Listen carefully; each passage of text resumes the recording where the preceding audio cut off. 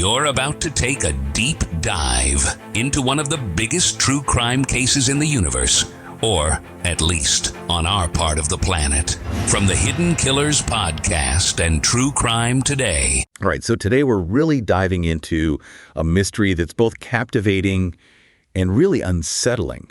The death of Kim Porter. Mm-hmm. You probably know her as Diddy's ex. Right. And while officially her death was ruled as pneumonia, some pretty shocking claims have come to light. And I know you're going to find this really interesting. Yeah. We're looking at two sources today. One is an article from 5blackman.com written by Al B. Yeah. Sure, Yeah. Kim Porter's ex and father of her son, Quincy. Mm-hmm. And then our other source is an article from International Business Times about some really shocking things revealed in Porter's own unreleased memoir. Wow. Yeah, so let's start with that Al B. Shore piece, because his perspective is really important here, right? This isn't just an ex speaking out. Right. He and Kim were close even after their romantic relationship ended, co-parenting Quincy. Yeah. And he really paints this picture of Kim as someone who was like a force, super intelligent, really driven, like really on the edge of something big. Right.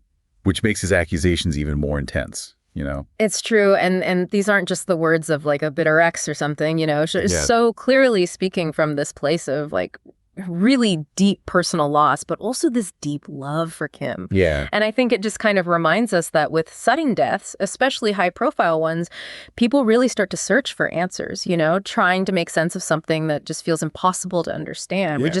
We crave explanations, and especially when the official story feels like it's missing something. Right. And that's where Schur's most shocking accusation comes in. He claims that Diddy was directly involved in Kim's death, saying that he silenced her so she couldn't reveal these really dark secrets about the music industry, specifically about sex trafficking. Wow. Yeah, and what's really interesting here is that this isn't even the first time that Diddy has been accused of something like this. Really? Yeah, remember Cassie Ventura, another one of his exes? Mm-hmm. She made very similar claims, saying that Diddy was involved in some shady stuff and that he used his power and influence to keep people quiet. Wow, it's so interesting that you bring her up. I know. Because, it just makes you wonder, are we seeing a pattern of behavior here? Like, is this a powerful figure who's using everything at his disposal to protect himself and his image? Right. Like, this is two different women, both romantically linked to Diddy, both making these accusations. It can't just be a coincidence. No, it really makes you think. And, it also raises some serious legal questions, too. Absolutely. Because if these accusations are true, we're not just talking about infidelity or bad breakups. Like, this is potentially criminal activity we're talking about. Right. This is potentially a massive abuse of power, you know? Exactly. And that's a really big deal. Huge, yeah. Yeah. And it gets even more complicated when we look at our second source today. Okay. Which is this article about Kim Porter's unreleased memoir. It's called Kim's Lost Words. Wow. And it's almost like she's, speaking from beyond the grave. Right. And what she reveals in the book is even more unsettling. Yeah, these posthumous accounts are always so tricky. Because on the one hand, you have this perspective that's raw and unfiltered, something that wasn't shared when the person was still alive, Right. But it's so hard to actually prove anything, to know what's true and what's, I don't know, maybe exaggerated or completely made up. Yeah, for sure. It's just really hard to tell sometimes. And we don't have the actual book. Right. But this article from International Business Times, they lay out some pretty serious accusations. Oh, okay. Saying that Porter's book goes into really specific detail about Diddy's alleged relationships with underage boys. Oh, wow. Even claiming that she had videos to prove it. See, that's where it crosses the line, It goes from being like, juicy gossip to possibly criminal. Totally. Because now you're involving minors, and that adds a whole other layer of, legal and ethical issues. Look, yeah. I mean, if those videos exist, what's on them and how Porter got them, that's huge.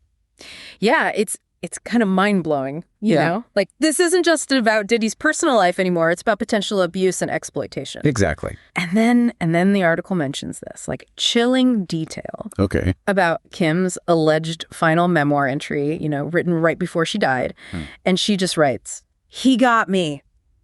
Oh, wow. It's really creepy. I get chills just hearing that, especially considering the timing. I know. But I mean, we can't jump to conclusions based on just 3 words, but you have to wonder, Was Kim about to expose something much bigger? Did she fear for her safety? Right. Like, those are serious questions. And if that's the case, like, doesn't that just change how we see her death? The pneumonia, which is awful no matter what, but at such a young age, it now just feels, I don't know, like maybe too convenient. I totally agree. It definitely makes you question the official story, especially when you think about the power dynamics here. Yeah. I mean, Diddy's a huge name. He's got money. He's got influence. It makes you wonder who benefits from Kim Porter's death being, wrapped up so quickly and quietly. It's a lot to process, right? Yeah. We have LB Her saying Diddy silenced Kim to cover up potentially sex trafficking. And then there's her memoir with these allegations about underage boys. Right. And that final message, he got me. Yeah. It just sends chills down your spine. It really does. It feels like something out of a movie or something. Totally. But this is real life we're talking about. With real people. Exactly. And it makes you wonder, what do you think? Like, what stands out most to you from all of this? Honestly, I think what's most important here is that we look at all of this with a critical eye, It's easy to get caught up in all the drama, especially with someone like Diddy, who's constantly in the spotlight. Oh, for sure. But we can't forget that at the end of the day, these are just accusations. Right. And everyone deserves to be treated fairly until proven guilty, You're absolutely right. We can't jump to conclusions. Exactly. But we can look at the information we have and ask some hard questions. Absolutely. Like, for example, if her memoir is as explosive as this article makes it seem, right? Where is it? Exactly. Who has it? And what about those videos? Were they ever investigated? Right. Like, those missing pieces are crucial here because without concrete proof, it's all just speculation. Right. And speculation can turn into rumors and misinformation really quickly. Oh, yeah, totally. And I think that's one of the biggest takeaways from all of this. What's that? The importance of thinking critically about what we see and hear, especially now when there's so much information constantly being thrown at us. So true. It's so easy to just fall down these rabbit holes of information. Right. But it's our responsibility to be careful and to question what we're consuming. And that brings us to, the heart of this whole story. What's that? The question that even if none of these accusations are true, we still have to ask ourselves. What's that? If Kim Porter was silenced, if someone so full of life could just be silenced like that, what does that say about the music industry? What does it say about the lengths that some people, some very powerful people, will go to protect themselves and their image? It's a chilling thought, and I think it forces us to really confront the dark side of fame and fortune. Totally. This whole case, no matter how it turns out, is just this stark reminder that power can be really dangerous, especially when it's left unchecked. Really well said. And on that note, I want to thank you all for joining us for this deep dive into the mysterious death of Kim Porter. Of course. We may never have all the answers, right, but I hope this conversation encourages you to keep asking those tough questions. Keep searching for the truth. Yes. And never underestimate the power of a voice, even one that's been silenced. Well said. Thank you all so much for listening. In a world where the darkest secrets lie just beneath the surface. They said it was an accident, but the evidence says otherwise. Where hidden killers roam, unnoticed, in the shadows. I think you would definitely be looking at a blend of toxic, very bad narcissistic personality traits, and they will be vengeful and possibly resort to violence. Join Tony Bruschi as he uncovers the truth behind the most chilling cases. They said it was an accident, but the evidence clearly says otherwise. Each episode, we dig deep into the minds of those who commit the unthinkable. To your point on narcissism, he thinks in his own mind how witty he is. Yeah. But he lost that jury. I was done with him in 2 minutes. From unsolved mysteries to infamous crimes. Geez, you've just talked about how you've taught yourself how to do everything under the sun.